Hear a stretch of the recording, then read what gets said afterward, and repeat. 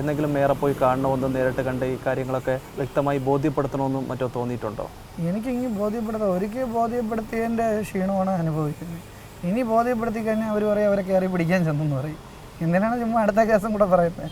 നമ്മളൊന്നും ചെയ്യാതെ കേൾക്കുന്നത്. അപ്പോൾ പോയി ചെന്ന് കയറി കൊടുത്തിട്ട് അവസാനം അവിടെ ചെന്ന് കയറുമ്പോഴത്തേക്ക് അവർ പറയാണ് ഇത്രയും പറഞ്ഞവർക്ക് എന്തുകൊണ്ടും ഒരു തുണി വലിച്ചു കീറിയിട്ടോ അല്ലെങ്കിൽ വേറെ എന്തെങ്കിലും പ്രശ്നം ഉണ്ടാക്കിയിട്ടോ ഇവ എന്നെ കയറി പിടിച്ചെന്ന് പറഞ്ഞാൽ ഇപ്പം ഈ മീഡിയാസ് പോലും എനിക്കെതിരായിട്ട് അവർക്ക് സപ്പോർട്ട് ചെയ്തേ നിൽക്കുകയുള്ളൂ. അതാണ് ഇപ്പം രാഹുൽ ഈശ്വരും മറ്റേ രാഹുൽ മാങ്കൂട്ടത്തിൻ്റെ അവസ്ഥകളൊക്കെ ഉണ്ടല്ലോ.